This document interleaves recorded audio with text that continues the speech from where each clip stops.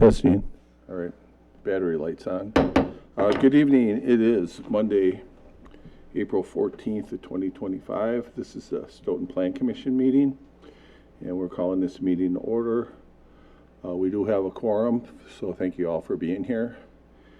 And we are certified in compliance with open meeting laws. And the first item on the agenda would be the minutes. Looks like we have several minutes in the packet. So I would entertain a motion to move the minutes. Move to approve. Jordan, second. Any discussion on anything on the minutes? I need one thing fixed in the March, which ones are those? March 10th minutes? Yeah, March 10th minutes. Item number 6 doesn't make any sense. It's a conditional use permit for an apartment project located at per 78 1-105G. So it's lacking the address. Okay. Those are like hexadecimal coordinates. Yes. I will get that added. Perfect, yep. That was it. All right. Anything else? Hearing none. All in favor of the minutes, say aye. Aye. And any opposed? That motion carries. Next item, council representative report. Alderperson Caravello, anything to report out? Yes, we had some activity in March and earlier this month. Looks like at the March 11th council meeting, R32 of 2025 was passed. And at the March 25th council meeting, Ordinance 9 of 2025 passed. And at the April 8th meeting, Ordinance 11, Ordinance 12, and Ordinance 13, as well as Resolution 36 and 37 were all approved. All right. Any questions about any of that? Tim, Yes. I believe that somebody wanted to come and do a citizen inquiry. Is that okay if we do it during this time period? Yeah, public comment is coming up right after this, yep. And somebody's signed up? I believe so. I know I emailed you something, but I Okay. also had Nick stop by my office. All right. Is that person here or online? Did somebody reach out to the zoning administrator asking to speak today? Okay, well, they didn't come then, so. Okay, well, we tried. Okay. Then if they come late, we'll just squeeze them in. How's that sound? So item number 6 is a specific implementation plan for 2601 Jackson Street. And I'll let Chris kick this one off. Let us know what you have here and tell me which page you want me to go to if you want me to switch slides. You want the map? That looks great. Okay. Go ahead and leave it there. So really, the only thing that's changing on this SIP is it's going from 2 units to 4. I'm asking that we approve the resolution with some of the other earlier resolution requirements that you guys had passed in 2023, I believe. The 2 extra units, like the stuff that I'd be looking for is how it's going to affect parking and whatnot. It doesn't look like it's going to affect parking really in any way, shape, or form. Basically, there's 2 ways we do parking. It's for use of square footage or like the locker space, for example. And I started crunching the numbers. It looked like it was pretty much a wash at that point. So are the applicants here for that? Yeah. Yep. And you can just come on up, introduce yourself by pushing the button and the red lights will come on. Perfect. Yeah. You can adjust the microphone. Yeah, you bet. Adam Watkins from Weiser Engineering here, representing the development team. Excuse me. Happy to answer any questions, but yeah, just to follow up on Chris's point, generally the parking ratios that were presented in 2023 are pretty much a wash for the site. So basically, I think in 2003, you were talking about the Anytime Fitness and then a to-be-named restaurant. Correct. And now you're just adding 2 more units. 2 more units, yeah, exactly. Just going from 2 units to 4, just some increased tenant space availability there. And Sure. then a relocation of the patio area. In the 2023 iteration, the patio was in the rear of the building and was kind of intended to be more of a private patio area, and it is now relocated to the northeast corner of the building where it'll be more of an amenity space for the restaurant. So those are really the two changes from 2023 to now. Okay, and I can tell you a little bit, and you guys can follow up on it. In the past, on the other strip mall that's in that area, there was a lot of discussion about attention to detail on the back of the building, which faces Jackson Street. Sure. And I don't know if that's something you've thought about, or if it's, you know, to the satisfaction of the commissioners. But that's one thing, you know, it's going to be very visible there, so we don't want it to look just like it's the back of the building. Maybe you can comment on that a little bit. Sure. I think for this building in particular, I mean, you'll see more of the forefront of the building from that from the street facade for this building. We do have some landscape features as well, you know, some tree plantings, et cetera, along the Jackson Street frontage that will kind of help buffer that parking area along the edge there too. But in general, obviously the facade of the building is what you'll see from Jackson Street in this case, so it has been designed architecturally as such. And the way that I wrote it is that it's got to pull in from that previous approval. So if you guys specified on that, it needs to still meet those requirements. It's just going from 2 units to 4. So. Are there any questions from commissioners?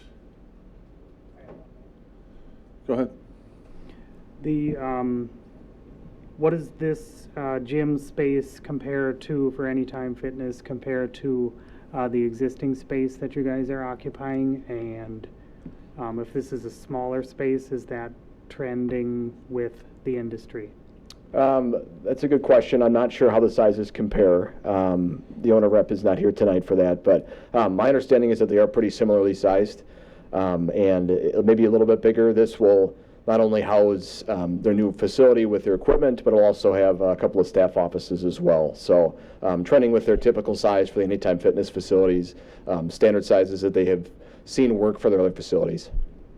Got So it. hopefully that answers your question. Yep.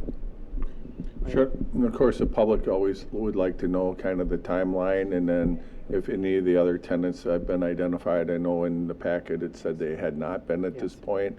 Yep. But people I are don't think always that was curious, bad. so if you can provide any insight, at least on the timeline, we'd appreciate that. Yeah, I think the timeline would generally be after, or if approval is granted here tonight, they try to move forward with the rest of the permit updates, et cetera, here probably with an early summer start. Construction would likely anticipate to be, several months for the building, and probably paving and landscaping. If we could finish it up this year, that'd be the goal, but most likely next spring, with opening next spring.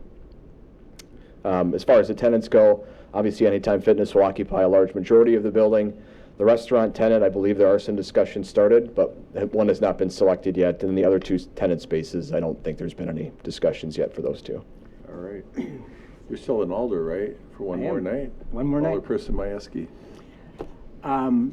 I don't mean to be negative, but unfortunately, I'm looking at the back elevation of this building, which is the Jackson Street side, I would assume. The back of the building would face the wetland. The front of the street faces Jackson Street. So this is the north elevation? Yes, that would face Jackson Street. Okay, that's what I thought. Sure. I'm sorry, but this building looks like an alleyway building. Looks like the backside of an alley. Same problem I had with the building that's already been built, that basically came up with the same kind of format that you have here. I would not recommend that you continue with that design.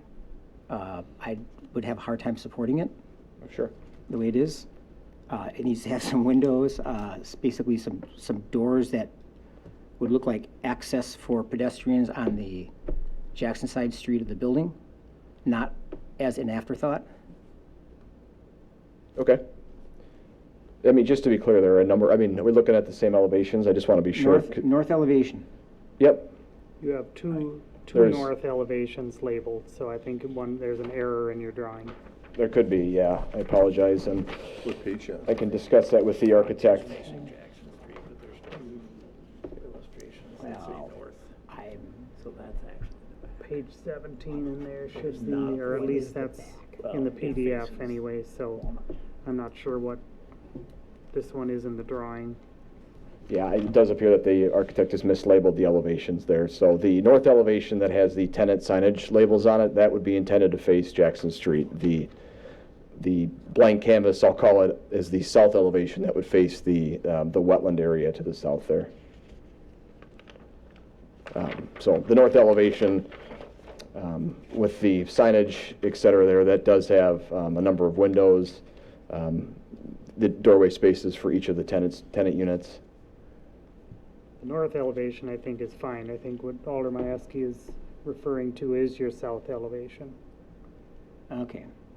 That's a little different. So that one does not look like, you know, the backside of a building that's just blank, and that's what we had issue with in the previous, or the other mall that was established on that street as well. So Sure. we had them kind of dress up that back side of it, because it'll be plainly visible from, you know, if you're in a Walmart parking lot or you're on the trails or something like that. Sure. Okay. Is this the picture you're looking at there? Nope, It's the one underneath it. next one. Next one? Tom, do Yeah. you have any additional requirements on that you want me to add to the SIP? No, just that it's, you know, so it looks like a building that's accessible from, Yeah. that looks like garbage trucks going up to the backside of it.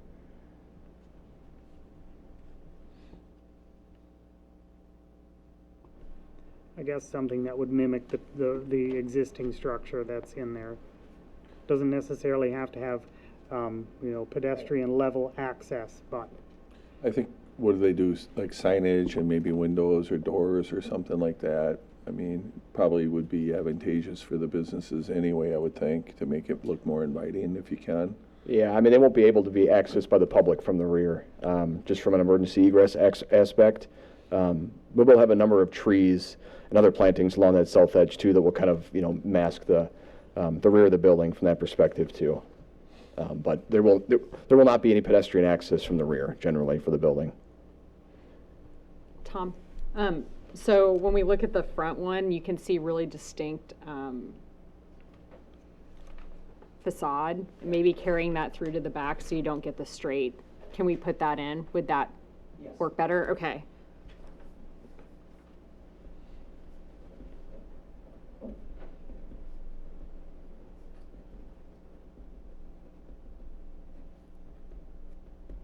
Are there any other questions or comments from commissioners?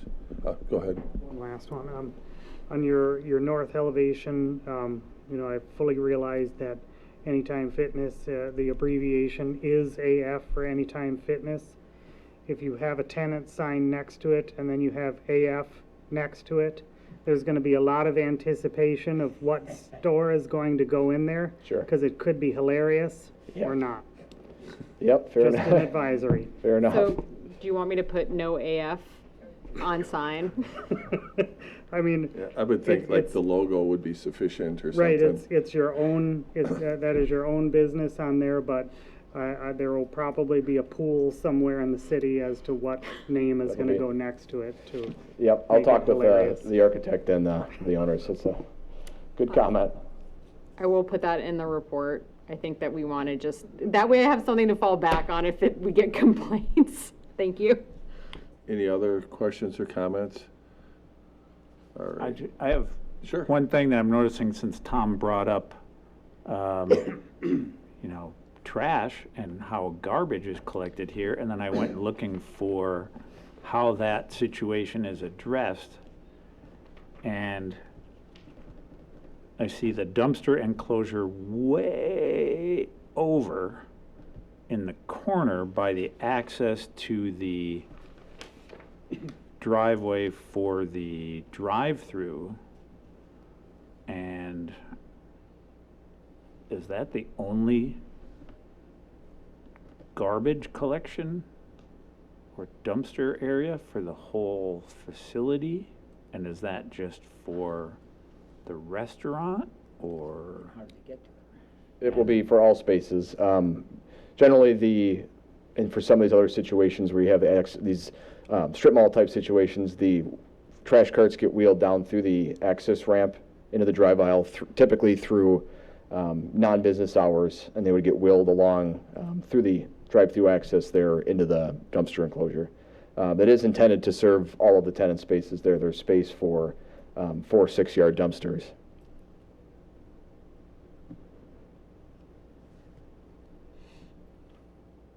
So in addition, I put mimicking the front of the building's facade, so it carries through to the back, breaking up. No AF on the sign, preferable, and then sidewalk to dumpster. I think on the rear end, if you could make a sidewalk getting to that dumpster area, because most of the stuff is pulled out the back anyway. Yeah, the trouble we're up against is that there's a 75-foot wetland buffer setback there that we can't put any impervious area in. Okay. So the building and the driveway there have kind of been slid as far south as we can to get that parking ratio met. And there's a potential that we could bring, where the sidewalk comes in front of the building, we could potentially connect that over and. Make a connection so people can get to it. I think Sure. that's Yeah. what they're asking for, so. Yep. All right, any other questions or comments? Hopefully that wasn't too painful for you. No, it's great feedback. And then, so basically we have a resolution in here, and so what are you suggesting? We're gonna incorporate your comments into the resolution, or what do you think is the Yeah. best way to go forward? I would like to incorporate the 3 comments into the resolution with the existing comment resolution as well. Yeah. Does that work for all you guys?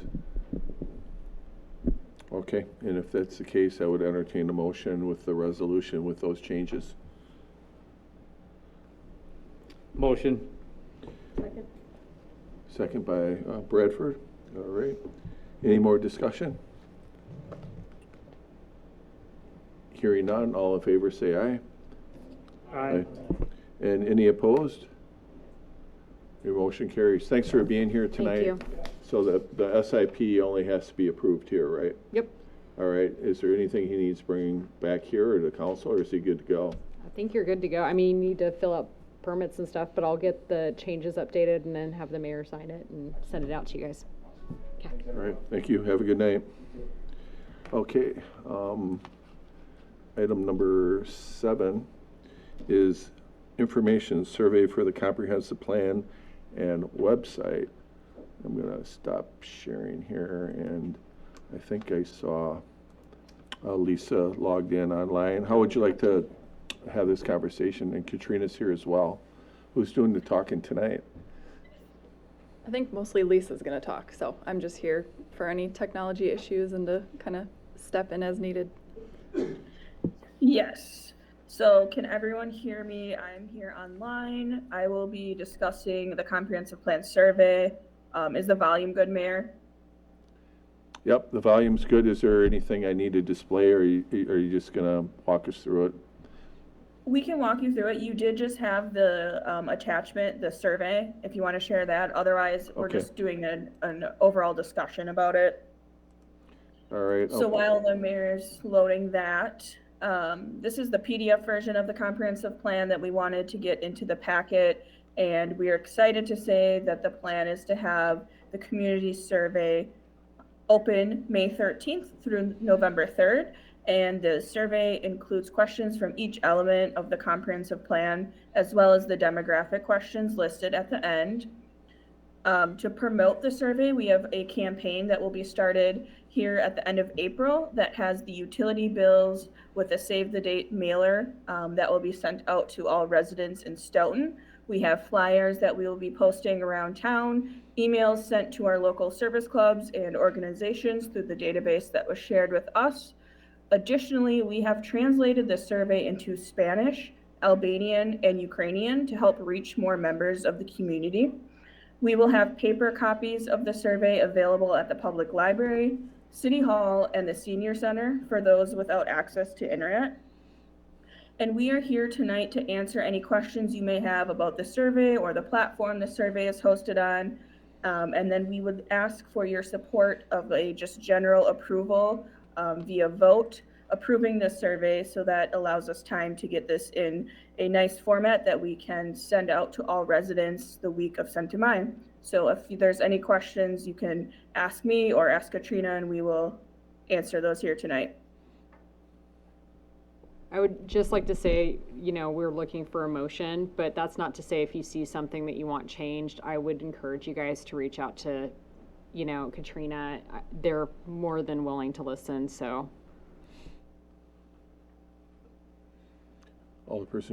President Schumacher yet. One more Um, night for sure. Yep, one more night. Lisa, one thing on your question 9 that's in there, so that is, it's page 11 in our packet here. So that's the question related to how important is farmland and open space preservation to you? Yes.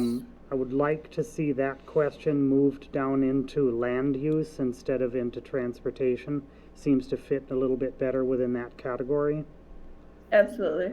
Also, to change the wording of it, instead of farmland and open space, I would just change that plainly to natural space. Okay.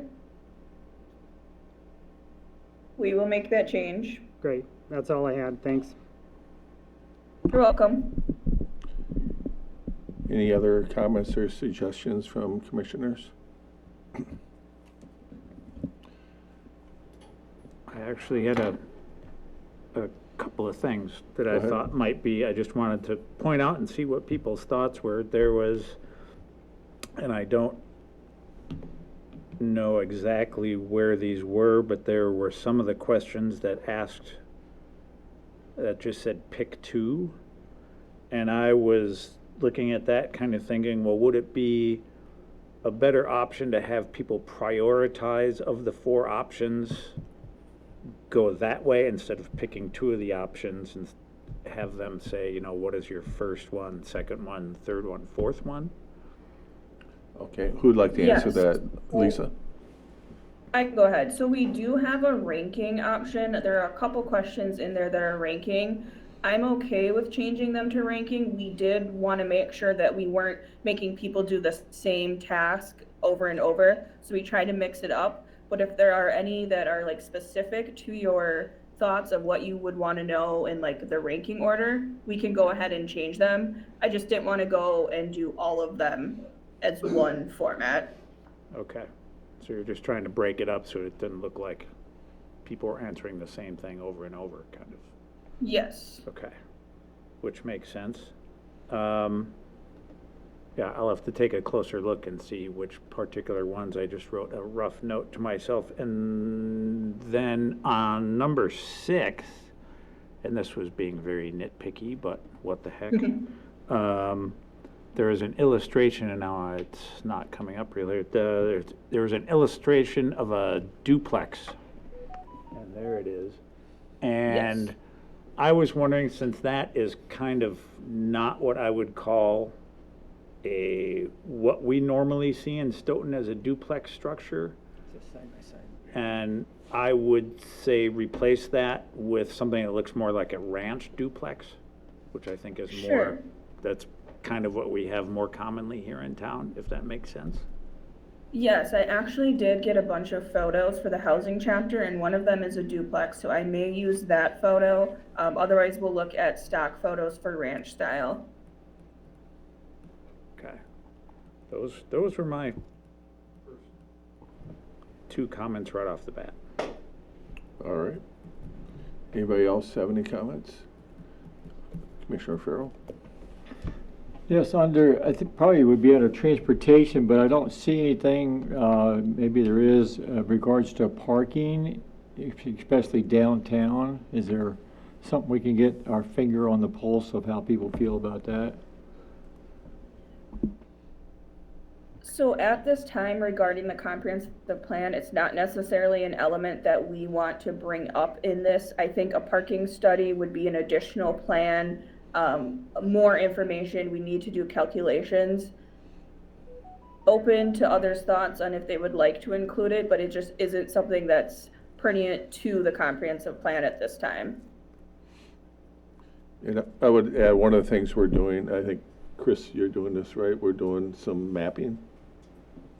Yeah, we're talking about looking at essentially a parking plan long term. We're trying to get, so normally how comprehensive plans work is we'll have, you know, and I know that Lisa touched on it in one of the council meetings, but we'll have, this is the kind of umbrella, and then like we'll reference, for example, they just passed the park plan. So we'll reference the park plan that goes into a lot more detail on those areas. So does that make sense? So that might be an initiative Yeah. that would come out of the plan. One of the goals or objectives might be to do a downtown parking study or a Yeah. comprehensive downtown plan. And we are doing some mapping right now, so we're assuming that that conversation may occur, and if it does, at least we'll have the materials prepared. Like, we have an inventory currently, but we're gonna update it. And when we update it, I think it'll be in a pretty user-friendly format, because parking times are kind of like all over the board, and so is enforcement is not real consistent. And we'd like to put together something that's more proactive. I think what we have now is probably reactive over the years based on, you know, businesses coming and going, or people complaining, or whatever. And I think we want to do something that's really just solely focused on the parking. Sorry, Mayor, it took me a second. Right now, the parking is being done by Reed out at the DPW, so I'm guessing it probably would start over there, most likely, with the DPW committee. I'm going to look at you for a second. You've got one more, this is your last night, but do you know, yes, but you'll be back for Plan Commission, but do you know if Brett's talked about that at all in any capacity? No, he has not. Okay. I think there's a meeting Thursday night. The agenda came out today. I didn't look at it, but we can certainly put that on as a future agenda item. And we're going to miss you as the chair of Public Works. You might have to make a cameo or something to keep us, you know, focused. But we can certainly put that on, or we can talk to Brett about putting that on as a future agenda item. I made a note, and I'll make sure to reach out to Brett and let him know. So Reed is working on that stuff. He's our GIS intern who's doing the mapping. Okay, well, what I heard a lot was a little more detailed, like engineering study, requirements, assets, kind of thing. That's not what I was thinking for this. For this, I was thinking about, you know, it's a very quick survey to try to figure out, do people think we have a problem or not? Because it may be that maybe I'm the only one that think there's a shortage of parking downtown. You know, but I'd like to be able to get a finger on the pulse of that. That's that, not go into a 100-page study on what we have and what we need.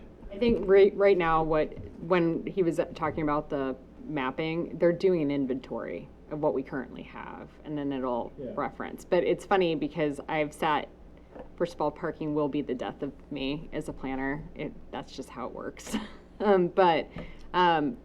It was really interesting sitting through the council meeting. Half of the people were like, there's not a parking problem. The other half was like, there's a huge parking problem.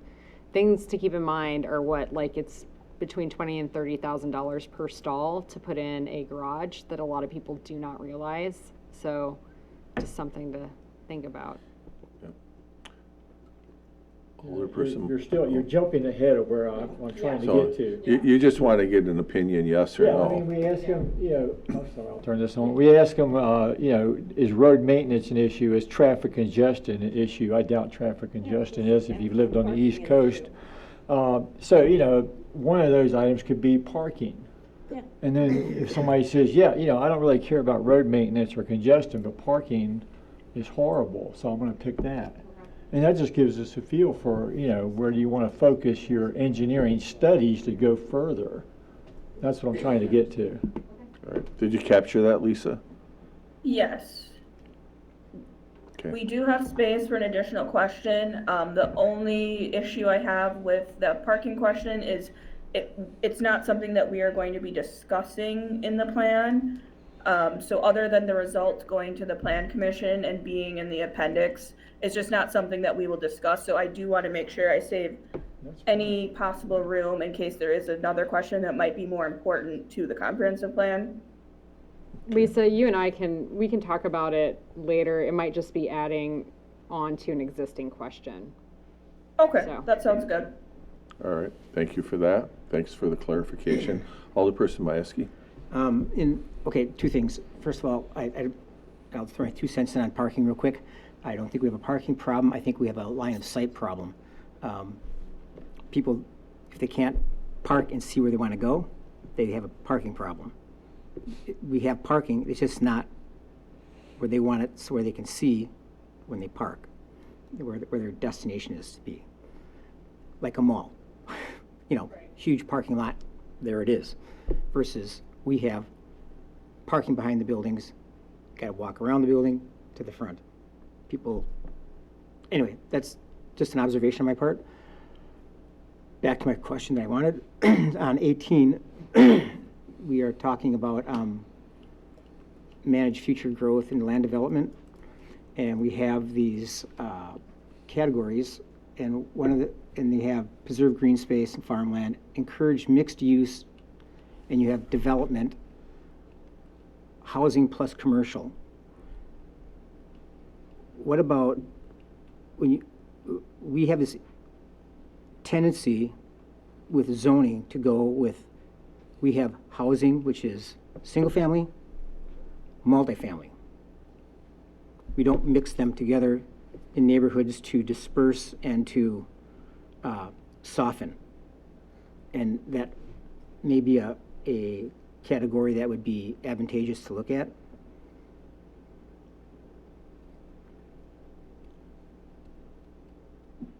How would you want that worded? Sorry.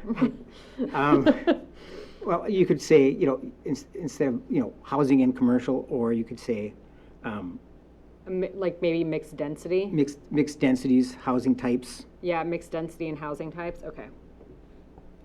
Yes, we can add that. All right, any other, you have a follow-up, or is that No, it? thank you. Anybody else? All right. I had a comment over the weekend, Lisa, and maybe you have it covered as far as focus groups. I was told that if you go to an event at the schools, and specifically a school dance, you can catch a lot of parents there. I don't know if you have the Working for Kids groups or anything like that on your list, but I was told that might be a good source of information for the survey. Excellent, thank you. Yeah, and I think there's calendars on each individual school's website for when they meet and when they have events. Okay. We will take a look. All right. Okay, anything else? Did you have anything, Katrina? Any observations? No, I don't think so. I think you guys brought up some good points, so that's helpful. All right. So what are we looking to do with this tonight? Just looking for feedback, or we're looking for approval? Motion to approve survey with the edits that have been requested by Plan Commission. All right. Are you guys good with that? Somebody want to make that motion? I'll make the motion to approve the survey with the added comments. All right. Is there a second? Second. Second by Majewski. Any discussion?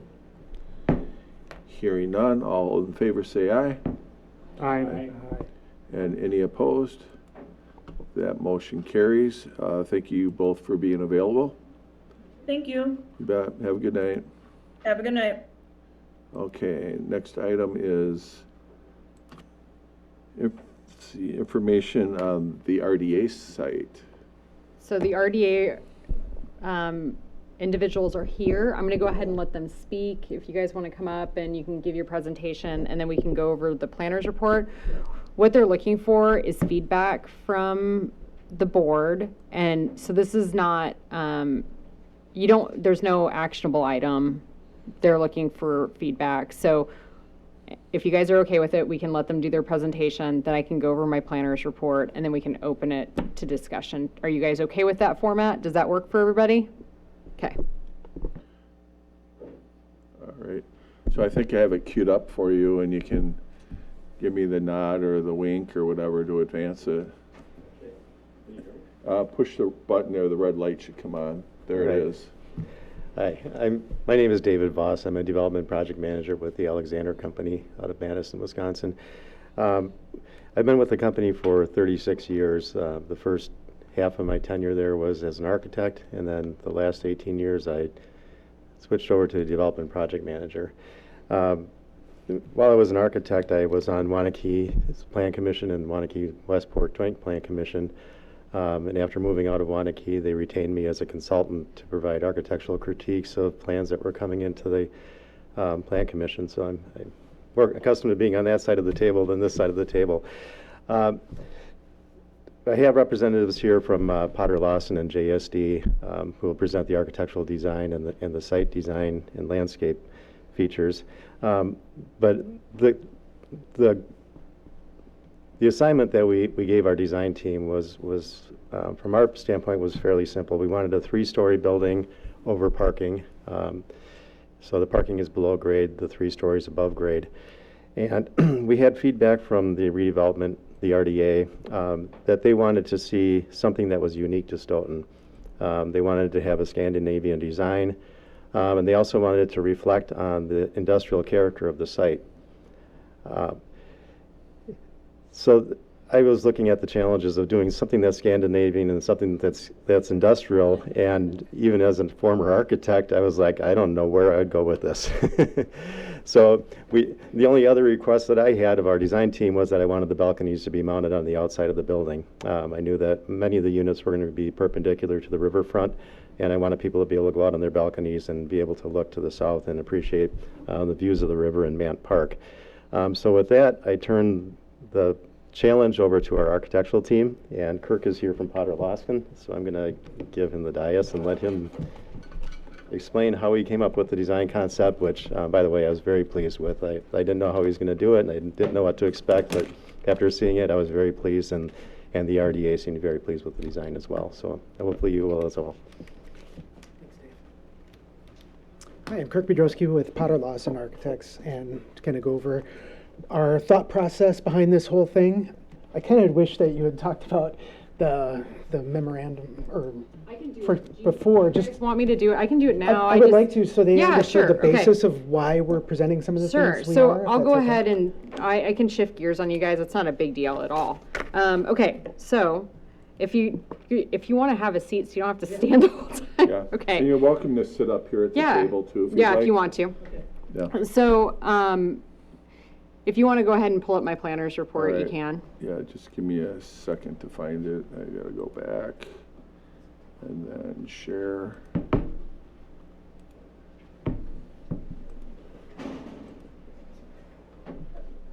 Okay, is this what you want? Yeah, thank you. Okay, we're there. Okay, so I'm going to go ahead and read through this. If you guys have questions or concerns, just go ahead and stop me and ask questions, and we can kind of go from there. So this is the Stoughton Riverfront site, which is approximately 10.4 acres. The property is part of a redevelopment area that is under the RDA jurisdiction, and then there's also city property. I know all of you guys know the history on this pretty well. The whole thing is the RDA's role in this is the RDA is preparing redevelopment plans and urban renewal plans. This tool can be used for information policies and guide projects, in contrast to the Plan Commission, which authority lies in reviewing the proposal against our ordinance, so our ordinance standards. Initially, when I was working with the RDA, we had drafted a plan development that was to be used as like essentially the zoning for the RDA. This was first discussed on June 19th, 2024.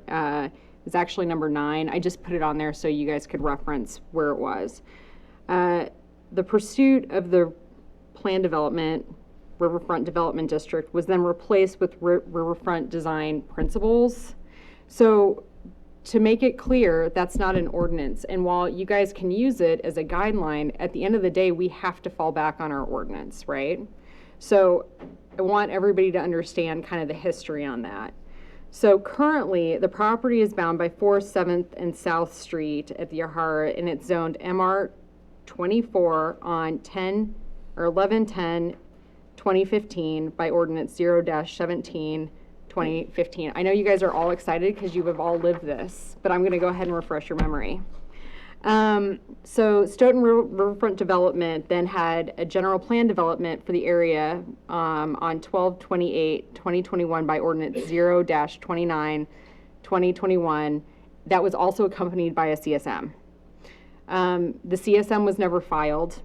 And so essentially it kind of, after stuff has to be filed within a year, you guys all know this, so that's why. Per ordinance, failure to record the CSM within 1 year of the approval by the City Council will result in void of the CSM. All portions of approved plan development SIP not fully developed within the 5 years of the final Common Council approval expires, and no additional. Okay, I'm not going to read through all of that because you guys already know it. And then in addition to all of that going on, which we've lived this, we went in and got rid of the multifamily residential 10 and 24 and replaced it with the MR zoning district because everything essentially was getting done through plan development. So, okay. Below are the proposed 3 lots with the roadway area proposed by the developer and working with the city. And you can kind of see that's a layout. Nothing is official as of right now. So those are the 3 lots. We've got the green lot is the area that we're talking about for this particular portion of the development. The orange, orange, let's call it, is another lot. And then the blue, which these lot lines very well could and will change. Not so much on the green site, but the other ones. That blue lot is essentially the area where you have the pedestrian bridge that meets up, and it would essentially be used for stormwater. It would be a kind of an outlot and other like park, all of that fun stuff. So I'm not going to read through all of that. You guys are okay with me paraphrasing per normal. Okay. Preliminary review of the proposed project. The following, when I was looking through and requested to look at it, I found what didn't meet our MR zoning district, okay?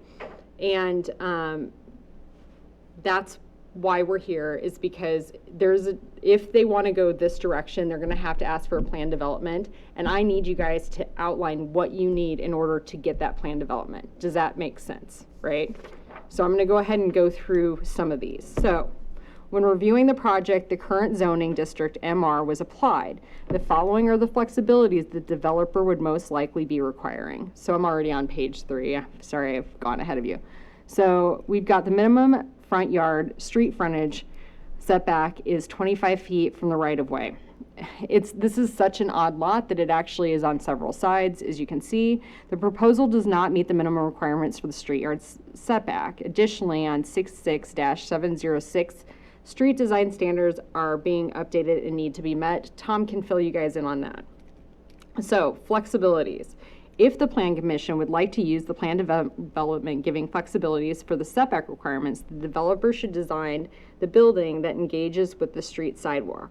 Additionally, linear planting beds and landscaping material help establish public versus private space. Below are examples, and I used a lot of the examples that they had provided that you guys would want to see. And again, you guys are the Plan Commission, so if you want to see other things, then they're looking for your feedback on this. So, number 2, no pavement for parking areas should be closer than 5 feet to adjusting line unless there is a shared driveway document with recorded easement.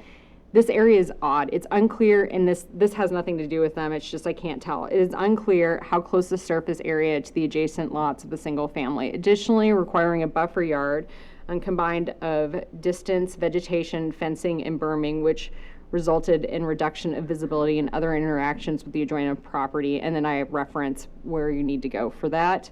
While this area may not need the quote-unquote flexibility, it's unclear what is planned for the area and if it will meet minimum requirements for area slope may be required in a retaining wall. I can't tell. There's a lot of slope here. To get it in, there could be a retaining wall. Again, not really sure. And I think it's probably part of the problem is it's early in the design standard, but I want to talk about it anyway.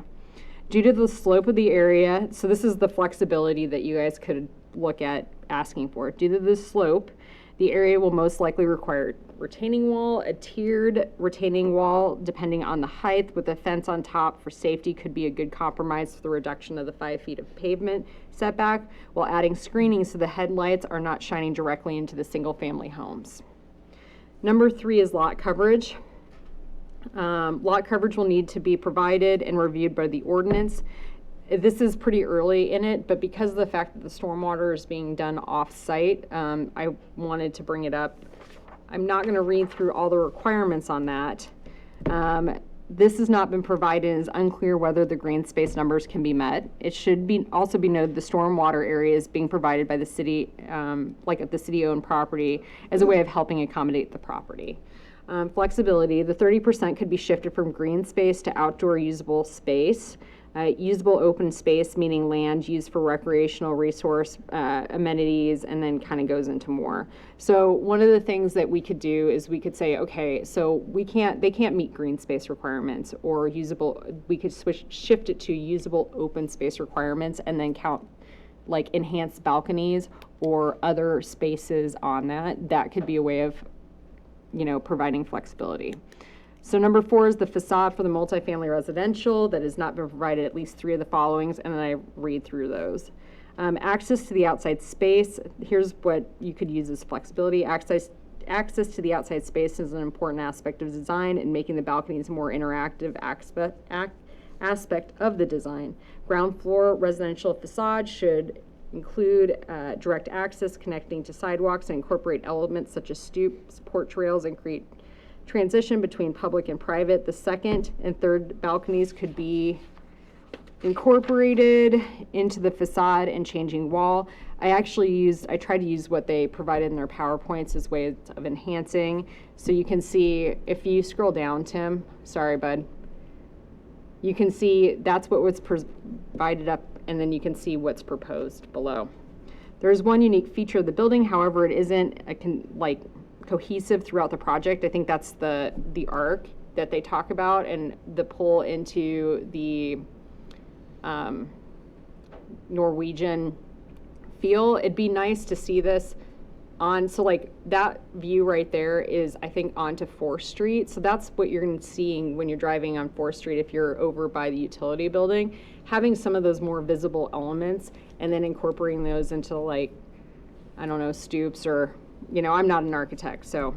Additionally, when you're looking at the examples provided, you could see that they were using the overhang as like roof protection. That's another. Changing the wall facade, such as projection or recess with an offset depth at least 1 foot wide and at least 10 feet located in every 25 feet should just breaking that up, and it goes through some of the requirements, and a lot of that's straight out of our ordinance. So for reference, I went ahead and included a link to the MR zoning district. Just to outline on the RDA site, we still need to file a CSM for the property. We've been working internally on that, and I mean, if the mayor wants to talk more about it, he can.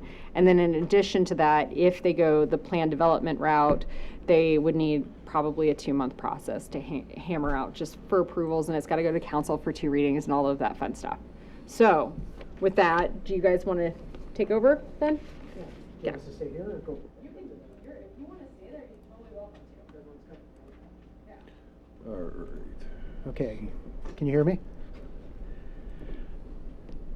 Just wait for the PowerPoint to get started. Yeah.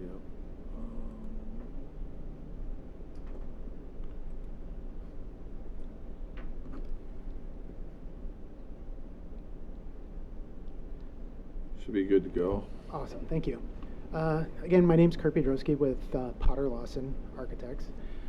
We're here representing the Alexander Company and with JSD, who's doing our civil and landscape work on this project. So I have be able to talk about some of those aspects as well. So if you can go to the next slide, please, and then the next.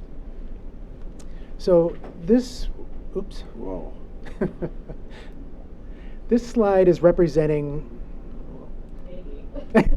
This slide is representing what would happen if we were to maintain that 25-foot setback as currently required by zoning, and this is why we're asking for some help with this from the PD aspect. First, I do want to say that the previous project that was approved by Plan Commission, the setback for the building on that particular project was 12 feet on 4th Street and 10 feet along Wagon Works. So at one point, you guys had approved things that were way less than what we're even proposing now. So with a 25-foot setback, apartment buildings, when you do underground parking especially, basically the width of that building is set at 65 to 70 feet wide. And if we have a 65 to 70 foot wide building at a 25-foot setback, and then we have parking behind there, which will be required, we only have like about 6 feet between our parking lot and our building itself to be able to have any kind of, buffer between people's apartments and the parking there. So something to have to give. We'd either have to get rid of some parking, or, our hope, obviously, for a much better solution is to reduce that setback from 25 feet down to 15 feet, and then still allow for a little bit of an overhang. Now, even at 15 feet, if you can go to... Yeah, it's just going to take me a second. Okay. Yeah, the broadcast is having difficulty Okay. Picking up the shared We can always go screen. to the PDF too, if that's easier for you. I'll try it one more time here.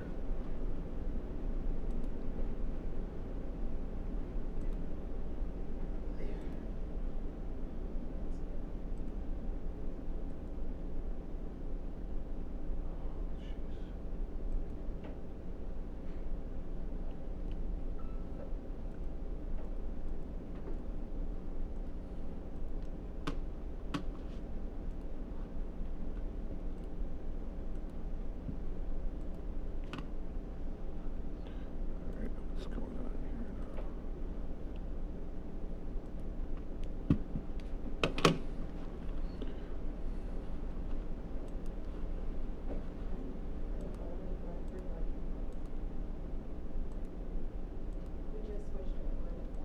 Oh.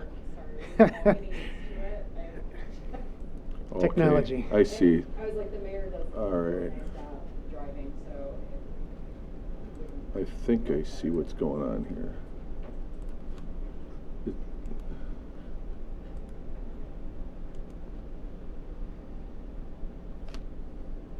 Again, if it's a PowerPoint problem, we do have a PDF we can use as well instead, if you prefer.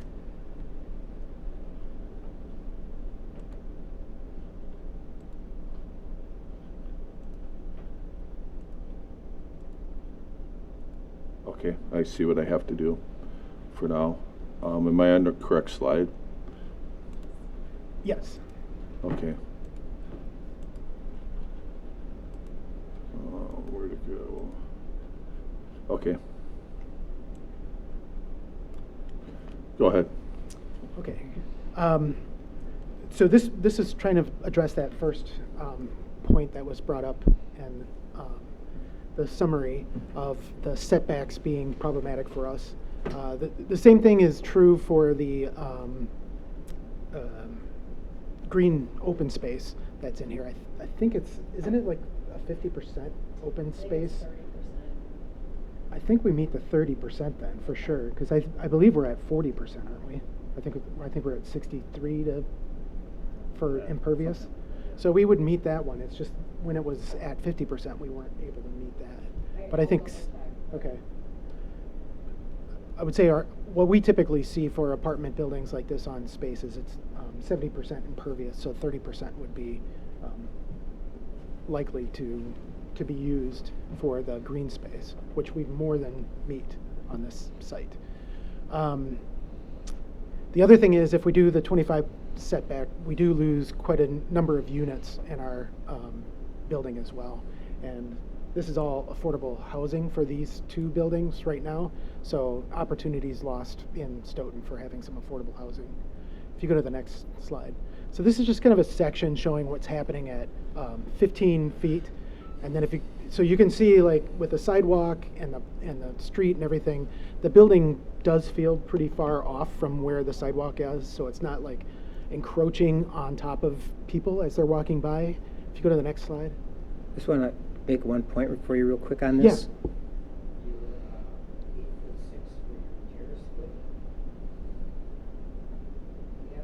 Mhm. Ordinance is 12 feet minimum. Can you address that? I know, what's that just changed? Just changed, and that's why I had referenced it in my Oh, okay. planner's report, and I was like, Tom can speak more of that, but it was a change.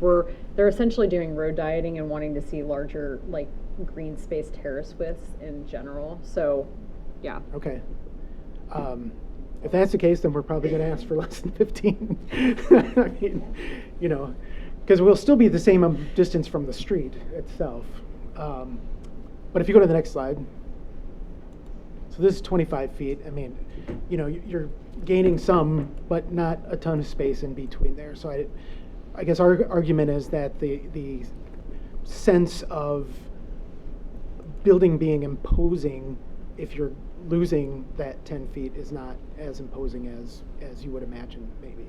The other thing is we do have another 5 feet setback, so it's really 20 feet is where our building is from the right of way at this moment.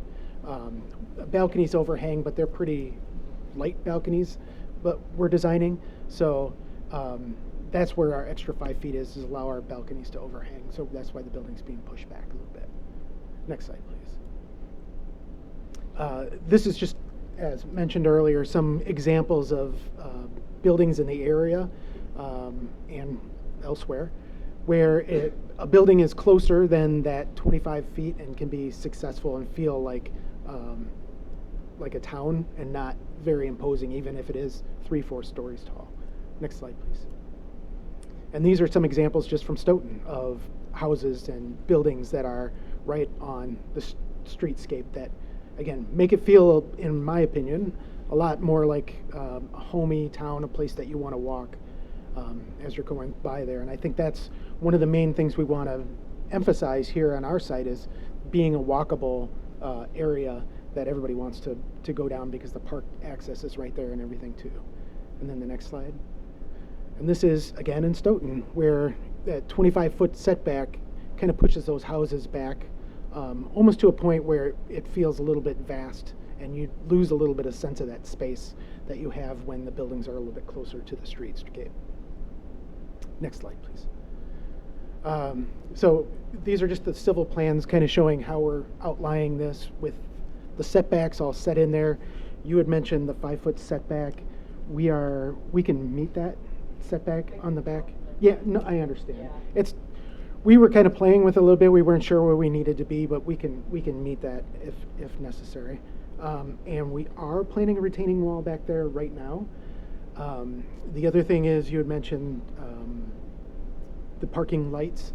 All our parking is facing our building, so the lights that you would. It would be Yep. Yeah, and that retaining wall is 3 feet, and then it has a safety split rail on top. The thought that if we can get some additional land evergreen screening at the top as opposed to going too vertical, because the moment we go too vertical, we just destroy the views of the adjacent property owners. So we want to make sure we're finding that happy middle of knocking down those headlights using something like an evergreen, as well as the safety concern of something like a split rail fence. And that is something that we were very conscious of when we were laying these buildings out, was keeping that opening between the two buildings to allow the existing single-family homeowners to have as much visibility to the river as possible. I think the previous one had the bar building going straight all the way across, blocking any views that they could potentially have. Now, granted, their views aren't wonderful anyway because it's pretty far away, the river's pretty low, and there's a lot of trees in between them and the property. So there's a lot of buffer already there, but we wanted to be at least respectful of that as much as we possibly could. The parking is also in the back of the building, so we're not forcing it out onto the street and having an ugly parking area lot in front of the street as you would see on maybe like in strip malls or things like that. Also, we are showing parking on the street itself, so there's some parallel parking and some angled parking along the street. I can't remember how many stalls that is right now, but that's going to be used, I think, both by the apartment buildings and by public in general to be able to use the park space. The power station is being preserved with this layout as well. And then we're also connecting 6th Street on the right side of this plan. Anything you want to add to that? I just think some of the things that may not always be as obvious, especially at this stage, is we've activated the street with some intentional landscaping. We're hoping the point we'll have some terracing to create some benching and things like that, so that people can actually go out into the front yards, engage that view onto Wagon Works and then onto the river. I think that's key. We'll have some landscaping. Yeah. Okay. coming So then up we here, can talk about yeah, that. Yeah. This is just more on Yep. the civil aspect and parking and everything else. So next slide, please. Yeah.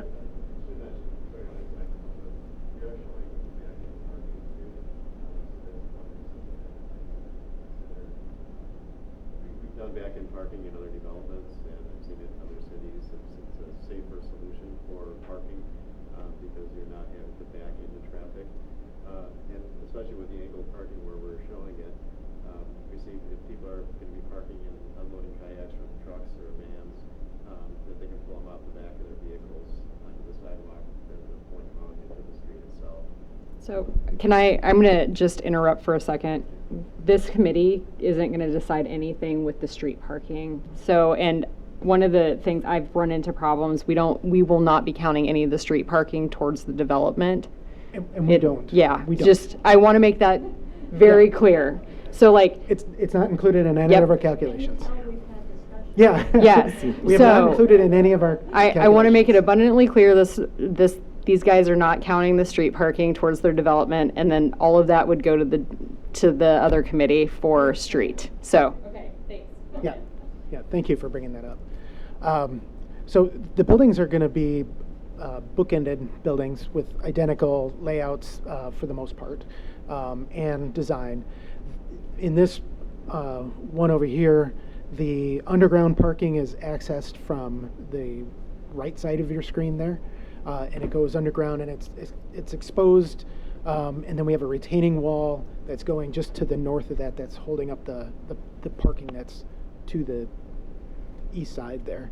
And then our main entry is in the corner part of that building. And why that is important is the corners are the most difficult to be able to get units to work in there, and it's also the most accessible from the parking side of this building. So it's the perfect place to place entries into apartments like this. It's easier for wayfinding, allows us to get our ADA stalls right next to the entrance as well. Next slide, please. And this is just the opposite side of that other one. Next slide. One thing I do want to point out is we are doing some retention right now on our site. What we're kind of showing, unfortunately, the civil engineer who worked on it was unable to come tonight, but I do know that they thought some retaining was going to be necessary on our site before getting over to the park site as well. It was a water quality issue as well, just making sure we had those retention facilities, detention facilities to treat that spot, especially with its adjacency to that parking. And another reason for putting the parking where it is too is we do have an easement through there for a sewer running through our property into the park area. Next slide, please. I'll let you talk about the landscaping in terms of some concepts that we had. Yeah, so we really did like the idea of trying our best to mimic some of that Scandinavian feel, Scandinavian look in the landscape, use of native materials, but as well as things that are, maybe a little bit more pastoral, a little bit more woody. just kind of to reinforce the kind of the connection to the nature that Scandinavian architecture usually has. We like the idea of mixing materials like a stone in there and potentially using some gabion walls for the retaining element, so we can again mix those materials, see some diversity of construction approaches, and help kind of create a kind of a unique sense of place once you step outside the building. We like the idea of utilizing some stuff with fall color and winter interest, such as the red-twigged dogwood tree. That was something that I personally made sure got in here. And then also maybe some opportunities for some river birch, things like that, that we know that kind of have that Scandinavian feel. Excellent. When we look at our ground plane and kind of our way that people are going to be navigating the site, we'd like to break up kind of that continuous application of concrete paths where possible by kind of having that extra rock mulch kind of integrated into it, again creating textures and changes within the paving to kind of reinforce that sense of place. Next slide. We know that amenities are important. A couple of amenities we definitely want to think about is, especially for urban dwellers, is a place for dogs, a dog park, an outdoor kind of gathering facility for barbecue and things like that. It gets real nice here in the summertime. I want to make sure people got a spot to grill their brats. And then also some areas potentially for yard games or some outdoor seating and you know, kind of dining environment. I think we also, you can go to the next slide, there may be more on the next slide as well. Now that's just that's kind of our first plant palette, but we do, and I think, do we get a chance to talk about the landscape plan in a little bit more detail? Okay, and I'll focus back on some of those additional amenities when we get to that page. So it's really hard for you guys to maybe see, but kind of what we're trying to show here is how you can start to soften those edges.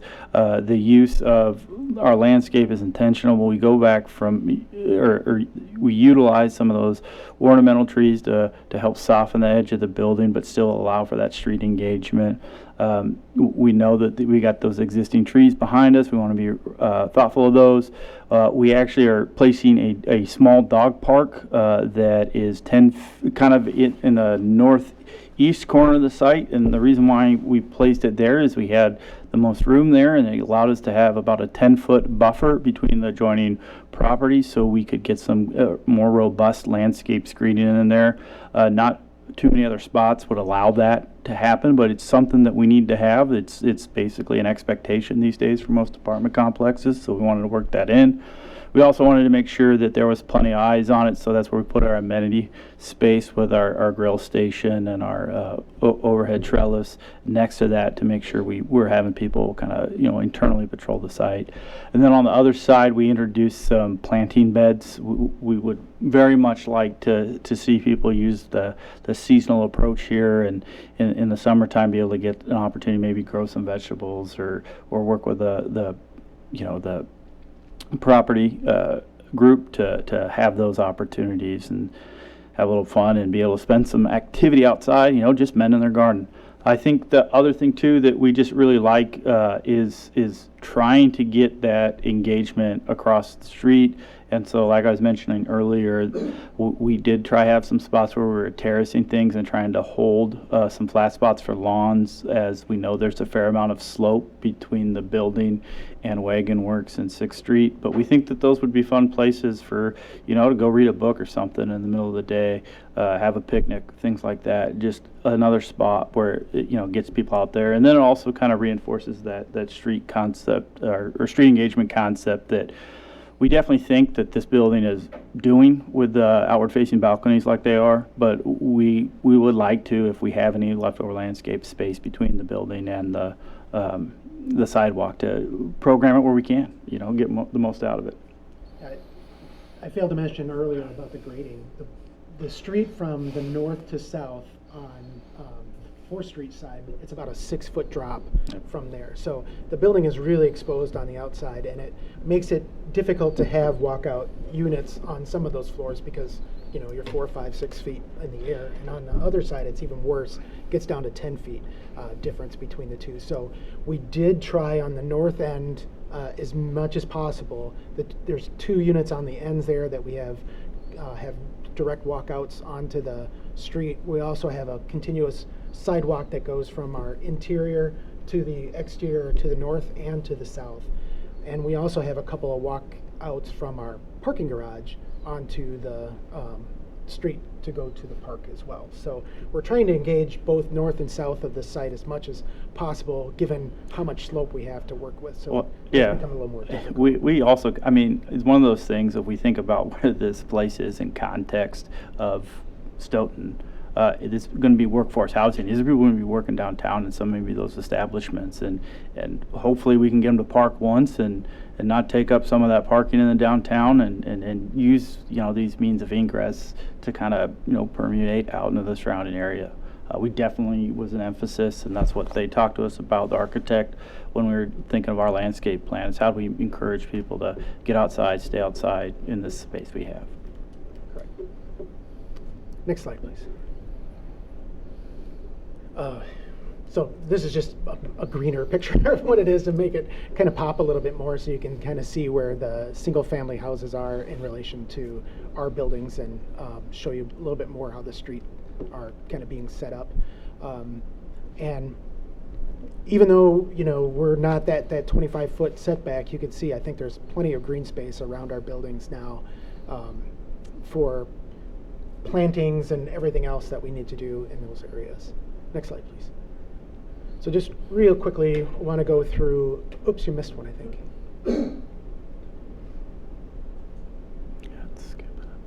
Huh, it's not showing the parking. Well, there's a parking plan, underground parking plan, that is not showing up for some reason. But I do want to tell you that the requirement is like 187 stalls for this site, and we're at 188. So we meet the requirements, and I think that's like a 1.5, I believe, ratio of unit. It's a 1 per bedroom, and then over 3 bedrooms it drops. It's the same requirement, but keep in mind too that we don't have any requirements for like staff, for example. So they would be on street parking, but they are meeting the minimum parking requirements when they change some of the like where people are accessing, so it reduced the number of units. So, and the majority of our parking is underground as well, and under both buildings. So this is a first floor layout, just kind of show you what we're looking at here. We're doing like 1 and 2 and 3 bedrooms in this, no studios. The entry is in that inside corner, as you can see, where in this one we have their rental office and an access area, as well as mail and parcels. If you go to the next slide. Oh, it keeps skipping. What's going on? Ooh, that's not good. Anyway, it just kind of translated all the way up. On the other building, we do have a fitness area as well as a common space area that is being utilized for the residents for both buildings. So we'll be in one common building so that they can use it together. So if we go, okay. So when it comes to the design, as Dave was mentioning, we were talking about, you know, an industrial sort of aesthetic and Scandinavian, Norwegian sort of aesthetic. And even though you wouldn't think they kind of go together, in some ways they do, because they both have very simple forms. With the difference with the Scandinavian, I'll just use that as a broad term, has some very intricate little details that pop and make it more interesting than just, you know, a plain form. So you'll see a lot of flat walls with just punched openings, but then you'll see the walls angled, or you'll see these little things around windows where you have a little extension of that window to make it a little more interesting. And then in the upper left-hand corner, you can kind of see some of the darker materials they're using with this glass connection between these three very simple forms. So it can be very elegant, even though it is very simple. Next slide, please. You're missing one again. Shoot. The next one is more about materials before we get to the roofs. The materials are, again, somewhat industrial in nature. There's a lot of woods that are being used, but a lot of plain, flat surfaces. And when we're doing kind of like the materials that are more metal, they're more like standing seam sort of metal or corrugated metal ideas. And so we kind of took that form from like a board and batten to kind of emulate that, to make it so we're not using metal in that particular area, but using like a cement board product that kind of has more of a home sort of rural aesthetic to it. Roofs are another major portion of Scandinavian design. And so what we did was we took some of these forms and integrated them into our building. And it worked out pretty well for us to be able to do this, because then we were also able to change roof forms and to change the form of the actual design itself in order to make it more cohesive as a whole. So we have the industrial portion of it as well as the kind of the Scandinavian portion, all being true, I think, to all of those things with simple forms and elegant details. Next slide, please. So this is a view down 4th Street. So the larger, darker areas, we were thinking that would be the board and batten materials. And something that's, a couple things that are interesting. One is you could see we're stepping down with the buildings, and as we step down, each building kind of slides down with it. And we're able to do this by using the materials that we're using so that we can change the foundation wall to allow it to only be barely visible along that edge. So each building kind of is separated as it moves down the street line there. So it doesn't look like one continuous building, which if we're using kind of more the traditional apartment buildings that you're seeing now that are kind of broken up with things moving in and out in seemingly strange ways because they are dictated by the units behind them. They wouldn't be able to do this as successfully, I don't think, because it'd probably be one plinth that you'd have to sit on, and then you'd have like a foundation wall that would be exposed about 6 feet in the air in that one corner. The other thing is, it is a long building. I mean, it's 240 feet along this side, and breaking it up this way, we kind of see it as the darker portions of the building being more like a warehouse kind of aesthetic. So sort of that industrial warehouse look. And then you have this bar that continues into that building and is exposed every once in a while. As you can see here, these two areas where it's exposed, where the roof is dropped, the walls are actually inset a little bit in those areas, and then we change the material to a wood-like material. We're actually proposing a metal, and I can show you guys the material here in a moment, but it's a very wood-like aesthetic. And then we have the balconies that are they're hung balconies. One reason for that is it does kind of help with that industrial look, but it's also it's better thermally for the building itself, so we're not having to run beams through our building where we have thermal issues. The last part of this is, and something that we were talking about just today, was how if we leave these balconies out like that, you get a better opportunity to be out exposed and see the river, and to be more outside of your house versus having them recessed and feeling like you're inside the house but outside. So these were some of the reasons for doing what we did in this case. And then what's cool, if you go to the next slide, so those roof forms then convert on the ends to become this, again, the Scandinavian sort of heavy eave roof that is on the exterior of the building. And we're doing that on the corner, so like as you're coming up 4th Street, you're not ever going to experience that building like that view that we just saw. You're going to be experiencing it from this side, seeing this element, and then passing through and having a non-repetitive but repetitive facade along 4th Street. And the opposite is true on the other side of the street. So if we go to next. Unfortunately, it seems to be skipping most of them. So this is on Wagon Works, near the entry to the facility itself. And down below, you can see where the garage is. And we're continuing this edge over here. Next slide, please. And then what we do on the inside is we flip what we're doing on the outside. So the outside is kind of like the warehouse portions are a little more expressed, whereas on this side, the wood portion is more expressed. So as a building as a whole, it feels like you have this wood angle that is being wrapped with these warehouses on the various areas of them. And then hopefully we can get the next slide. Shoot. The entry is at that big yellowish sort of area there. And there is a canopy that's happening there, and I kind of wanted to zoom in on that so we could kind of see that, but unfortunately it's skipping every other slide for some reason.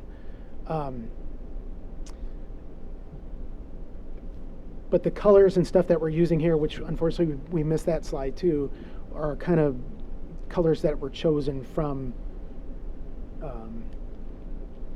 more, if you look at old Norwegian towns and stuff like that, the reds and the yellows are very prominent in that area. And so we were trying to bring that into this whole mix. Next slide, please. I just want to, Yeah, all the please. slides are showing up in the packet that I'm looking at. I don't know why they're not. Yeah, so Okay. we're seeing what you're talking about, Okay, good. actually. Yeah, They're 'cause just it's not for skipping. some reason I'm like, I don't know what's popping up going on the screen. So don't if you know. look at the entryway, we do have like a canopy that's happening in that area, and it's kind of more of an inviting entry in that corner. It's not on the outside of the building, but it's on the inside. And in some ways, you know, apartments are difficult, to be quite frank, and it's like you have to have it on all, design on all sides. But part of it is, the outside of the building, if you think about it from the renter's perspective, the outside of the building is what you pass when you come into the building. So we wanted to kind of take like more of that industrial feel on the outside because it's reflecting what's happening across the street and in that area or where it was in that area. But as you come in, it becomes a lot more intimate and more home-like. So the details become a little more refined, and it feels more like a house instead of an industrial building. And here you can see we have the 2 units that are facing the street where we have direct walkouts onto the street there. Next slide. So this is just another view coming down 4th Street from the north. And this is kind of showing in context. So, sometimes it's just a matter of, does this building feel right in this location? Our opinion is obviously yes. But with the scale, with the simple design, with the detail that we're using here, and how it's relating to what is potentially what the park could look like at some future date, we're feeling like that this is the appropriate sort of design for this area. Next slide. And this is just some views again from the opposite side, so you can kind of get more of a better sense of scale and how it's relating. And you can keep going. Yeah, so.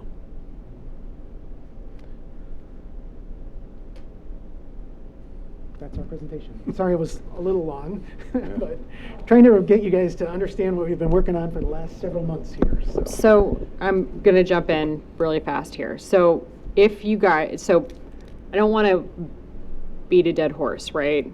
But, we went through with the multifamily residential so that we didn't have to do planned developments. This is a interesting lot, but I need measurable items from you guys if that's the direction that you want to go and authorize flexibilities. And I think from the board's perspective, they need to know what those are so they can make sure that they can meet those minimum criteria. Does that make sense? Okay.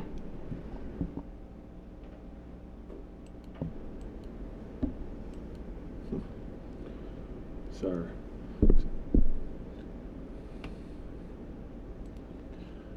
Okay. Any questions or comments while I'm trying to solve this IT mystery? Yes, But I do. okay, go ahead. You had mentioned that with the setback, you would have different number of units in those buildings. Do you have what it would be with 25 and what it would be with 15? Or do you know about what the difference would be? It's on that, it's on the, if you look at the second slide we had, it's on there, number of units. I want to say it's like 55 versus 61 for each Okay, building. so about For each 5. building. Minimum setbacks That's takes what I away wanted to about know, the 5 to difference. 6 units, I think is what it is. Per building, so 10 to 12 built, 10 to 12 units. No, not necessarily. We didn't really figure in all the parking because we probably would have to we wouldn't be able to put in the parking in the back So the way it is right now. So the 15 gives you about 6 fewer, or 12, 10 to 12 fewer 10 to total 12 for fewer the whole. units. Okay, but it gives you the parking that you need and the common space that you need, because you mentioned the green space. Yeah, I see a nodding head. No, so if the building gets smaller, we lose parking underground. And Lose as it the- underground. What's Okay, that? lose Yeah. it underground. We lose it underground. And also, we potentially lose it on the surface because right now, with the setback, we only have about a 6-foot distance between our building and the parking at the 25-foot setback. That's at the 25, but at the 15, At the 15, we're good. Everything's great. So right now, according to their plans, it would be 56 units on one side and 57 on the other, with 55 stalls below ground, I believe, is what they're showing on these plans. If they're doing the 25-foot setback. so each unit would have at least one parking space underground, is that what I'm saying? Which would be, we'd have to run a flexibility, I don't know. But I Like- mean approximately. Right. Okay. So, I mean, this is, without going into too much detail, I really wish that we would have had the plan development established ahead of time so that they would have known the design criteria, right? But here we sit, and that's why I'm looking to you guys to go, okay, if we want to go this direction, and if you guys want to think about it and meet with me individually and I can get the information to these guys, that's the way we can go, because I know this is throwing a lot on you, but I also explained to them, and they're aware, you guys are very burnt out from planned developments, and but it's also a unique site, so that's why I wrote the planner's report the way that I did, was I was like, okay, if you guys are willing to do a reduced setback, are we looking at more connectivity, which they already had included pictures of in their stuff, and making those measurable requirements so that I can look at the plans and be like, you are or you're not meeting them. So I like want that, or breaking up. Sorry, go ahead. Well, so, I mean, it sounds like we're going the route of plan development. If you look at it, it says it's informational, but this is really a decision you're looking for tonight, I'm right? not looking for any decision. Oh, okay. This is really like, so what, we had a meeting and I explained verbatim what I just said. You guys are burnt out on plan developments. And it was like, well, we don't know that we can get this to work. And I was like, well, why don't we take it to the plan commission and just get your feedback? And so that's what we're here for, is feedback from you guys, because at the end of the day, you guys are making this decision. So, Well, in regards to the plan development, there were 4 items you mentioned: setback, pavement not closer than 5 foot, lot coverage, and facade. They've met the lot coverage. They're probably going to want probably 10 foot, actually, it sounds like, by the time they adjust for the terrace. The pavement, we didn't talk about. The facade, I think, is fine. The setback, as far as that goes, I think 10 foot is actually better. And I'll tell you why. Is because if you've studied traffic engineering, the wider the corridor gets, the more people are likely to speed. If you think about you're out in the desert, you're going to go as fast as you think you can get away with. And as things encroach on your visual field, you just naturally tend to slow down. And I see this as an area with a really heavy pedestrian presence. And so I think people feeling like they want to go really slow is a good thing. Even though it's not going to be a shortcut, it's still, I think, from what I can tell, I think even 10 foot would be so what you're talking, desired. yeah, so what you're talking about is the road dieting, which they're actually passing at the DPW department. So, but if they're asking for reduced setbacks, I want to make sure you guys are asking for something that you want to see on this project, because you are now giving them flexibilities, and you should be asking for something that, if we're giving flexibilities to these guys, they need to go above and beyond what we're requiring on other developments, right? So I need to know what those are. And again, not making decisions tonight. If you guys want to think about it and we can meet individually and I can get list of stuff you want to see, I'm completely fine with that, because they need the direction. So. Go ahead.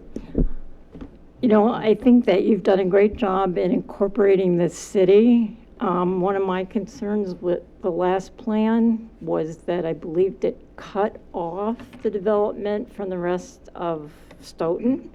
It was fine for the residents, but I didn't think it would encourage that coming down to the parkland, using the bridges we're putting in, all that kind of thing, to make it a real part of the city. And I think what you've done with opening that space between the buildings and kind of having that sort of boulevard feel down to that common area and the walk is really helped with just making it feel open. So in having less of a setback, I don't really think that's going to make it feel, which I say, I think it's going to be okay with the setback, because I actually think it's going to give that feeling of being part of that city, closer to the walkability. I just think it's going to lend to the whole deal. I don't think it's a bad situation. I actually think it will encourage more traffic and interaction down there. So. Thank you. And I mean people traffic, not car traffic. Yeah. One thing we didn't talk about, because it's not really part of our thing, but we did have in mind with that 6th Street connection that to have another walkway that goes all the way straight down through the park itself that connects to the bridge. And that would be great. So there's like a direct connection. There we all go. the way That's straight an up. ask.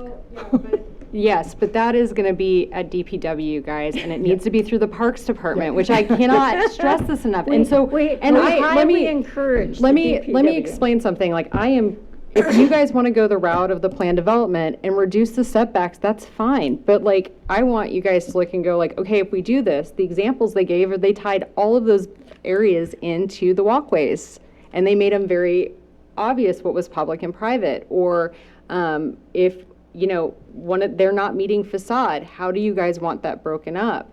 And I would encourage you to think about that. And if you don't, I'm trying to think of the right way to say this. If you guys want to see a change in the ordinance because you'd rather see it done this way, then we need to make an amendment to the change in the ordinance, or we go above and beyond through this plan development. And so this is the kind of stuff I want you to think about, you know what I mean, like with this. And I know this is a lot to put on you all at once, but. I do have one other question. You showed the one slide with the wall and the plantings beyond the building. Now, if we lessen setbacks or anything, how is that going to affect that?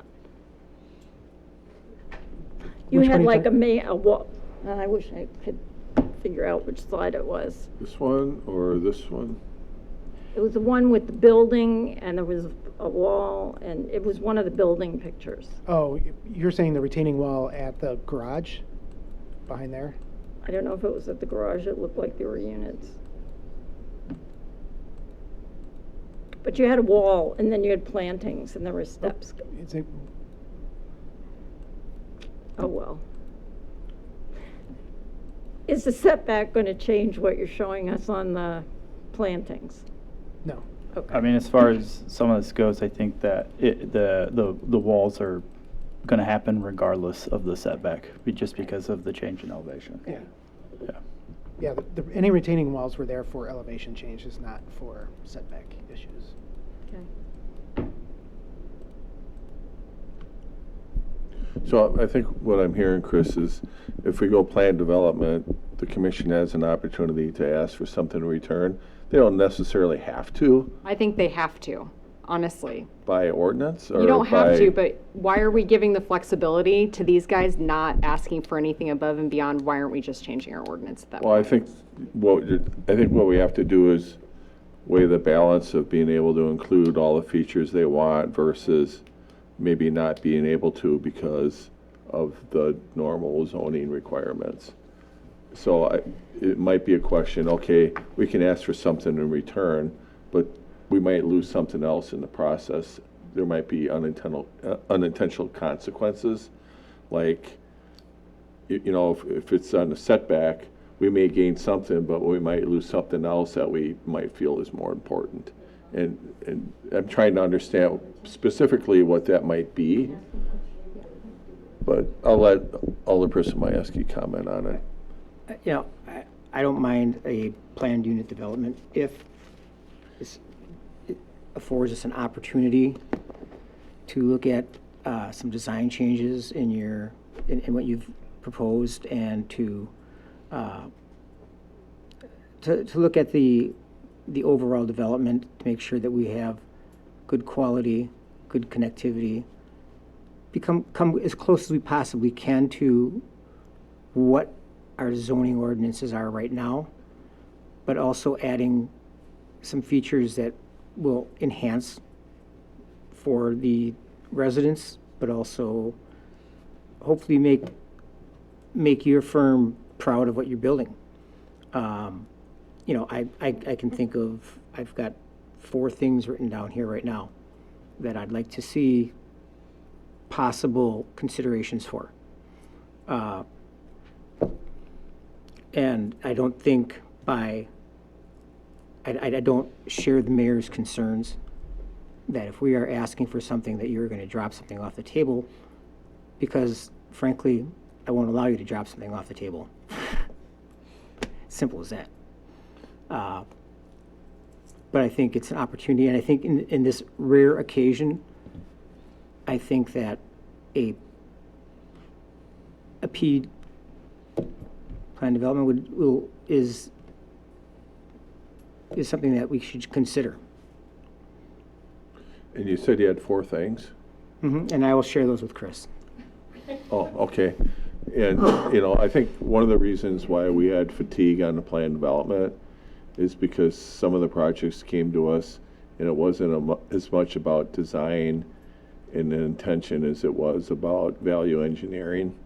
And I think that was kind of I don't see that that's what you're trying to do here.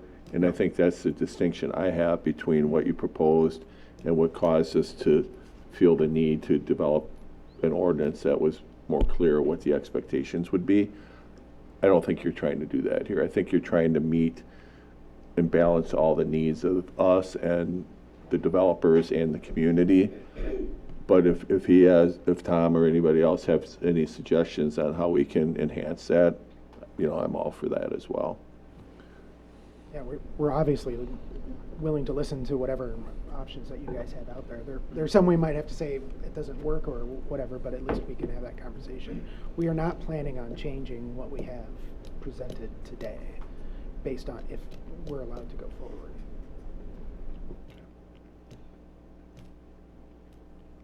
Any other questions or comments? Or, you can digest it. I don't know what the actual timeline is to, get to a decision making. Is it at next month's meeting? which is something I want to talk about because Brett and I aren't going to be here that night, so we may switch meeting nights because we have the Santa Maya kickoff dinner that night. Are you going too, Duran? Okay, but at least two of us are going to be Yeah. gone, so I think we should probably try to figure that out. So this is what I'm going to do. We're going to go ahead and just stop for now. I would encourage each of you, Tom, I'll meet with you, obviously, and then sit down and meet with anyone that's willing to sit down and meet with me and see what they want. And then I can get a viable list together and get it sent to the developer.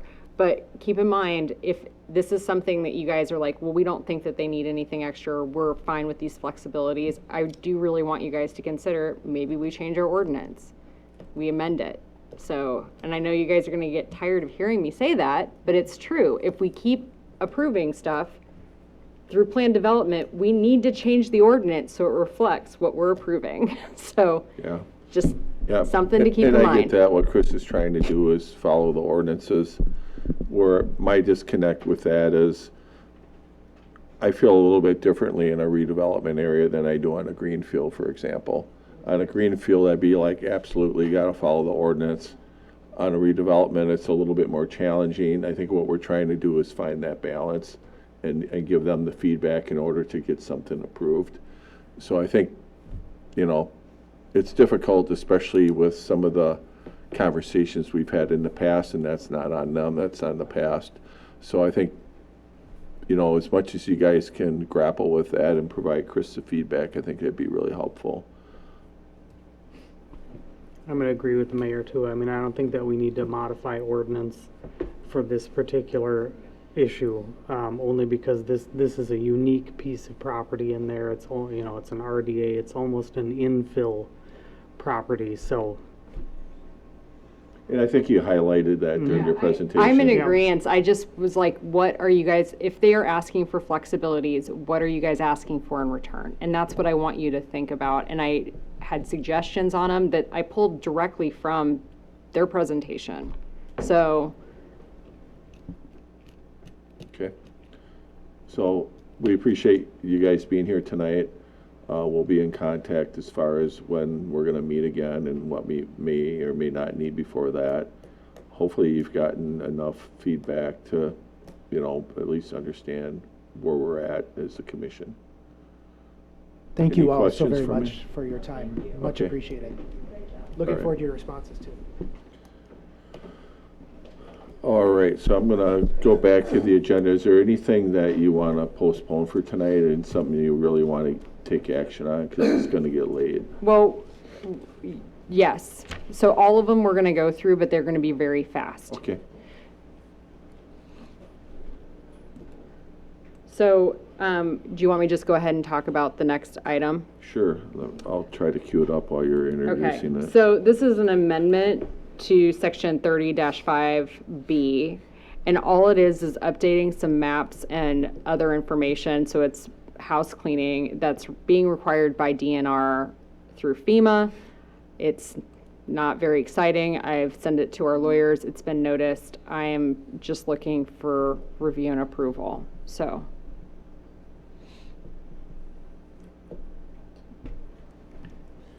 I'll move to approve that resolution to update the flood storage maps.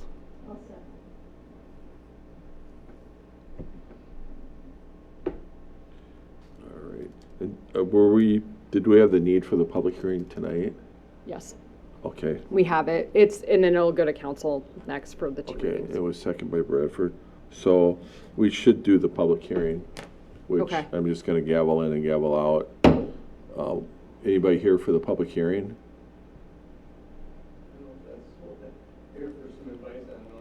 Were you the person that I asked at the very beginning of the meeting if you had?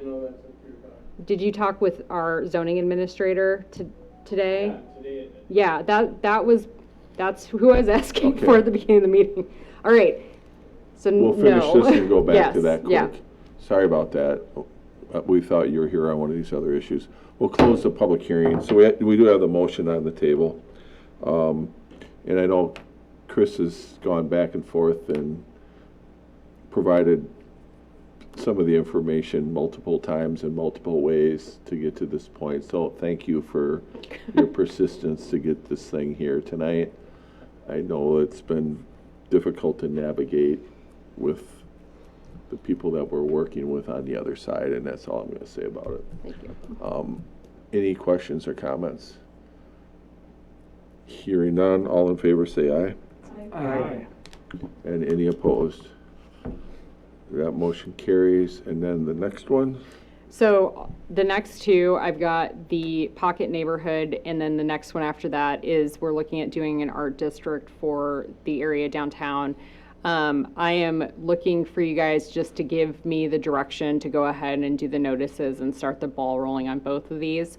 I'm asking that we get the ball rolling on the art district. I can do a presentation at the next meeting with it noticed, and then if you guys want to table it, we can do it that way. But we've had, I don't want to say a push, but like they are asking for it, and I want to make it, I want to do that. So are you guys okay with us going ahead and doing the notices for the next meeting on both the Pocket neighborhood and the art district? And if you have, yes, okay. Yeah, and I would just add on the Pocket neighborhood, I think Chris is pretty well, gone through that presentation. If you have anything that you'd like to see changed, let her know. The art zoning one, I think it's going to be helpful because I think what you're going to see is some things in the district that you might not otherwise think about being in the district. And I think that's one of the things I've heard out in the community is, oh, do we need more art stores? Well, it's way more than that. And I think creating the zoning district is going to be able to help us out in the community, let people that know that, it's just not another art studio in the district. You're going to have all sorts of things like you would have in other commercial districts. Yeah, it's a really, and I'll do a presentation at the next meeting, and then I'll notice it, and if you don't feel comfortable recommending, we can table it and come back. But essentially, we're looking at, everything is very spelled out in it and what it's required, and like how many windows are to be on the first floor and all of that stuff, so that way when we have developers come in, I don't want to say it's rubber stamp, but it's like, here's all of the stuff you have to meet. Done. So that's what we're looking for. When you say they are asking, whom are they? The Schmidt Foundation is originally we were looking at doing an overlay, and I was like, let's not complicate this. Let's make it its own district. And I pulled several from all over the countries, and I mimicked them. And if you want to look through it, if you guys have questions, please reach out. Yeah, I guess my initial question would be, and we haven't really talked about this, so this district is going to be still within the downtown district.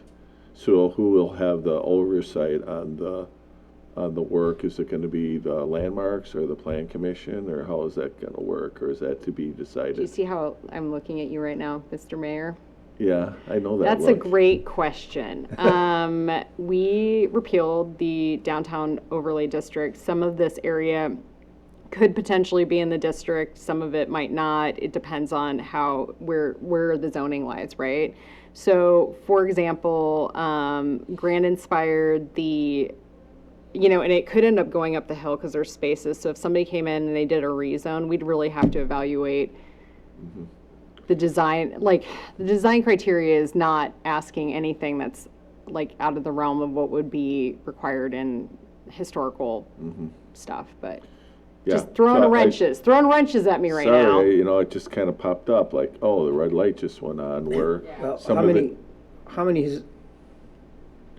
many structures are right now that you're considering for that district that are under the landmarks? It's it would be all the buildings to, what is it? Is it I think the way that it basically how or 8th Street, right, maybe. And it falls under the way that it's written for the National Registry, which I think stops at the depot, I believe. Yeah, this is off the top of my head. The depot is included. Right. And then it goes all the way up to Grand downtown. Inspire is included, but I don't think Able is What included. about It is, I think so. Okay, but what about the depth? It only goes I think that first, if the address is off of Main Street, it doesn't fall within that. So will this district be past the, just the Main Street, or are we talking just Main Street facing properties? I'm hoping that it Because the way I starts underst- moving off of The way I it. understood it from the presentations that I've heard, that they were talking about property behind the, whatever the hell the name of that, Yeah. place is Yeah. called. Yeah. And therefore, The Lageray. thank you. Yeah. I I can read your mind. That, After that all was, these that was years. great. No, not necessarily. But the point is that, now you're outside of the realm of landmarks, Yes. and, and you're into our realm. Yeah, so So- that's a great question, but let me back that up. So what would happen is that essentially what's going on is that if it falls in the realm of landmarks, it has to be reviewed and approved by landmarks, right? So like Phil, if it is outside of that area, then it has to meet the minimum requirements of the zoning district, but it doesn't necessarily have to go through any approvals for aesthetics because it's all spelled out in the zoning district. So it's going to have to go through the extra step if it's in the landmarks area versus like if it's behind the log array, it has to meet the minimum requirements of this zoning district if that property is rezoned to it, but it doesn't have to go through any approvals. Like it'll have to go through approval for rezone and it has to meet all of these minimum requirements which are spelled out to a T, but it wouldn't have to go through any additional review process, and that's the idea of it. Does that make sense? Unless that building is a designated local landmark. Yes, which is like, this is always how It's just the Yeah. one building. So this is always how I explain it, is that if it is like, let's pretend, So, yeah, it's the use, like that's what we're looking at, the use and the design of that use versus like so the historic. how do you rectify the difference between the boundaries for the historic district, the federal boundaries for the historic district versus the district for the arts? So that's a good question, but what I want you to do, and I know it's not written this way in our ordinance, but this is essentially what it is that historic preservation area is essentially an overlay district. I know it's not written that way, but it's a map over, right? And underneath are the buildings and the use, and they have to meet those minimum requirements of that zoning district first and foremost. And then there might be an outline that's the historic area that's essentially I know it's not written that way and it's very confusing, and I'm sorry that I'm not explaining it very well, but that's essentially an overlay district. Every one of those properties is marked in our iWorks.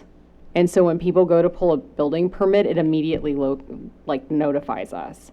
So if it's outside of that area, even if it's zoned for the art district, if it's outside of that area, we won't get a notice that it has to go in for a COA. So, and part of the confusion prior, and I'm glad it happened with you and not some poor citizen that was in here like 50 million times, was that none of the stuff had been properly repealed at the last one. So we won't have that mix up again with oh, it has to go here or it has to go there. But the fact of the matter is we have everything spelled out in the arts district and what that building needs to look like in the use and all of that stuff that's getting approved through you guys, and somebody would then be rezoning it to that area. And it shouldn't have to come in for any more approvals. It should be able to be looked at by staff. Now, if it's falling under an address that has to have a COA, we'll get notified when they pull building permits and or zoning permits or Yeah, it's whatever. kind of like now where you have a conditional use, it would be more like a permitted use. Yeah. Does that help? So you don't I'm have to go through that not- process when it's just like building a single-family home in a single-family home zone area. Yeah, exactly. So that's exactly what would happen. You guys are going to look at the zoning code, and if you don't feel comfortable with it, just we can bench it and then come back to it. you know, I want it spelled out so that when the developer or the person comes in, they know exactly what they can build and can't build, even if it's outside of that or inside of the COA area. And a lot of the same language is mimicked. I just am not like specifying that it's aluminum versus wood or, you know, that stuff. But right now it's a pretty small area, and I could see it growing outside the capacity, even away from the downtown area, depending on how it grows. Like, I can talk with you more, Tom, outside of, like, kind of show you some maps and what I could see happening, so. I just want to see us take our time on this one, because as of now, they own, well, technically, they don't even own one building yet. So, as they take possession of that building, and then, so we'll have some time to work at this, but let's do the diligence on this end of it before we decide to push this out. Do you want me to, so, because this is why I'm talking to you guys, because I want to know. Do you want me to not notice it and I can just do a presentation at the next one, and then we can, okay, we can do that. Do that. Okay. I'd rather take the time on it up front than to try and, like, haggle the details out on it at a later time. Understood. I'm fine with that. Okay. So, Especially about the food trucks. yeah. Those were painful. Okay, so it sounds like you have the direction you need. Are there any future agenda items? Well, I think we got them all. And then if you want to go back to the Yeah, I want to see if we can set a meeting date for that May meeting. And when I look at the calendar, I think there's two viable options, because I know some of you are on other committees. One would be, instead of meeting on the 12th, we could meet on Monday the 19th, but we'd have to start a little bit later because there's utilities committee meeting at 5:30. So we could start at 6:30 or 7. The other option would be to meet on Thursday the 22nd. That's an open night. All the other nights, I know at least one or two of us are going to be gone to different meetings, or they're going to conflict. I would prefer the 22nd if you guys are okay. I am, the day before the 19th, I am flying in from Denver, and with my luck, I'd not make my flight or something, and then you guys are just. Yeah.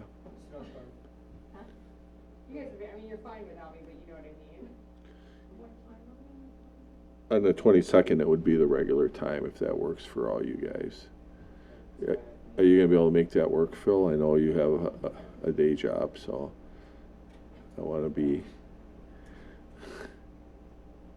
I mean, the official committee assignments will come out tomorrow night, but based on what I remember, and I don't remember them all, I think we're going to be, I know we'll be good for the 22nd because there's nothing going on. But it looks like if everything is approved, we're going to have the same group here, because Jordan will be on as a council member and Tom will be on as a citizen member. Tom, you'll have to sit. No, I'm just kidding. You guys should switch chairs. And stay where he is if you want. He still has rank? Still has rank on you? So, So we're going for the 22nd. yeah, I'll at go 6. ahead and do whatever it needs So to be if we're doing done. public hearings, we have to do them that night instead of the other night. Do we have anything posted right now? No, that's why So I think we're good. Yeah, we will be posting for the project neighborhood on the. All right. So let's do that. That takes care of that. Otherwise, Chris might show up here by herself, and, we can't have that. Okay, and then this gentleman here, was he here to speak, or?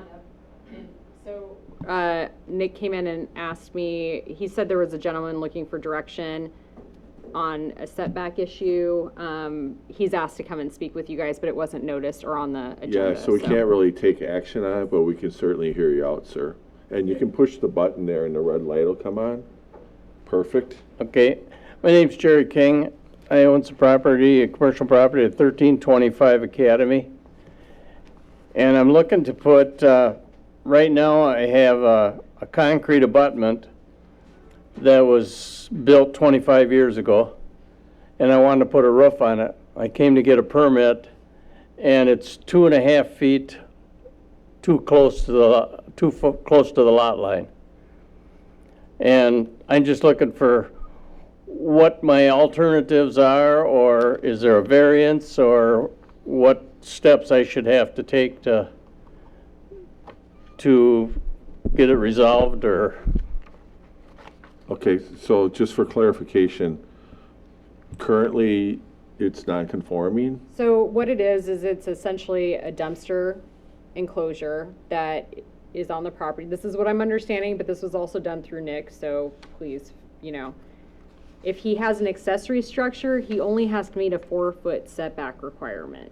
So he was originally asking to put a roof on the dumpster enclosure to put stuff on, and we wouldn't allow that, because it's an accessory structure only has to be 4 feet off the property line. So I'm guessing Nick did Nick explain this to you? I assume he did. Yeah, it just said it's because of the lot line. Yeah, so you have to be 4 feet from the property line for accessory structures in the zoning district that you're in. Right. And that was, you know, that was the direction that he gave them. So he's coming to you guys.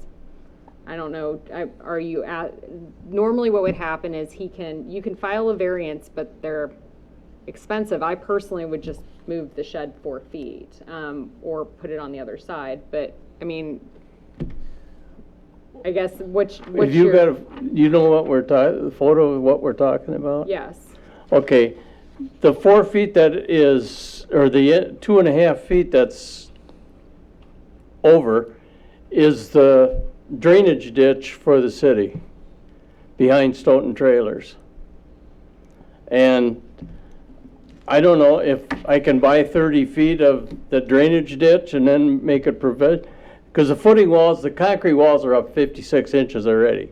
They've been there for 25 years. But the only difference was I wanted to make I guess you call it a structure?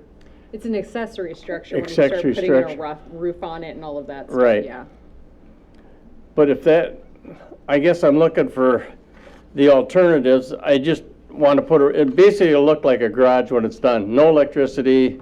It's just going to be a cold storage for salt, Bobcat probably for winter scraping and lawnmower equipment or whatever. But the space is 20 feet wide, but the retaining wall is there. So if I take,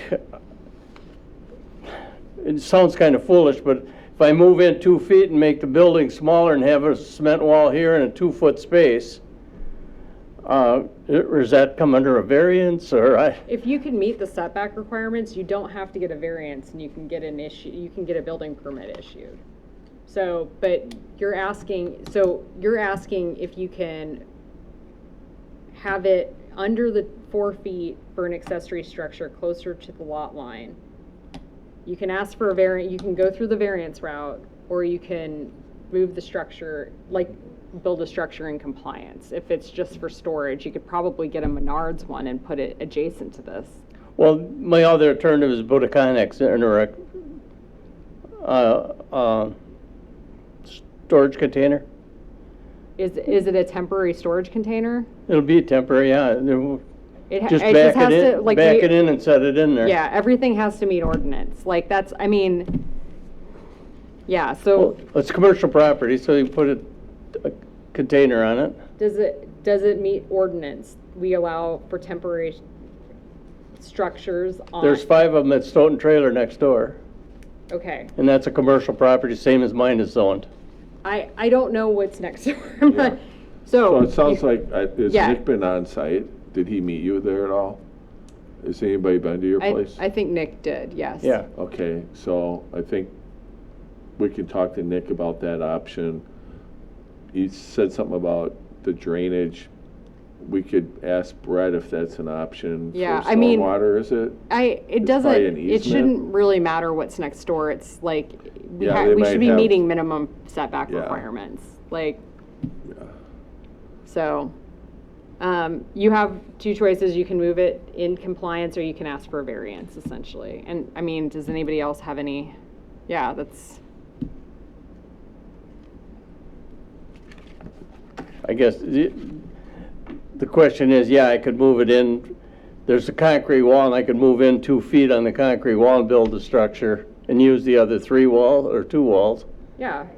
You could actually use one of the existing walls, build it on the other side, and continue using the dumpster as a dumpster. Well, it'd be a 1.5 foot wall, or a 1.5 foot gap between the cement wall and the stud wall then. I'm better Yeah. off to put a container in it then, if that's the case. If you can put temporary containers into areas, then that's the direction you can go, but, Now, we had one there before, and they had complaints about that. so then it's not permitted in the district. Well, it's permitted right next door. I don't know, sir. I'm Yeah, you're asking what you're- direction I can I'm go. telling you, you can move the structure or you can ask for a variance. Those are your 2 options. So, and I wasn't involved in all the conversations. Nick came in and he was like, there's somebody coming to Plan Commission asking for direction, which is why I asked, so Yeah. you didn't have to sit through 2 hours of meeting. Yeah. I realize this is pretty minor compared to what you're dealing with. Yeah. but- Yeah, so those are the 2 options that we would normally tell anybody, and I'm guessing Nick told you that too in the meet. Did he Well, he tell said you? I should just come in and ask for some advice because he didn't know what, I don't think he said it was a problem with it other than it's the setback because it's 2 feet difference or 2.5 feet. Yeah. I don't think this commission's gonna be able to Yeah. really help you. I think we can maybe have a follow-up with Nick tomorrow and try to get a little bit more information. And see if those are the only 2 options or if we can come up with something else. I mean, the variance it's expensive and it's a tall bar to leap, I think. Yeah, you have to prove hardship, which I don't, there's other places you could put it on the lot, so. Yeah, I'll touch base with Nick tomorrow, but he came in literally as I was getting ready for Yeah, this well, I've meeting. talked to him about a month and 2 months ago with it, and Yeah. it's been on his desk for that long, I guess. Okay, I will touch base with him then. So like I say, I'm just looking for what my alternatives are. I'd just as soon not build the building inside the building space, but if that's what it has to be, it'll have to be, I guess. Okay. Well, thanks for being here. Yeah, We'll thank you. follow up on it with you. All right, and then he can get back to me, or Yeah. you get back. Yeah. Yep. Thank you. Yep. Have a good night. All right. Are there any other future agenda items? We're going to be bringing back the overlay stuff and probably, the stuff from Alexander at some point. Yeah, I would ask that everybody please meet with me and talk with me one-on-one with that stuff, and I can get them lists. But I would encourage, if you want to go the plan development route, I would encourage what you are asking for in lieu of. Does that make sense? Okay. All right. Okay. I would entertain the motion to adjourn. Second. All in favor? Aye. Aye. And anyone opposed? Who had the second? Sorry. Jordan. Thank you, did. Jordan. Have a good night.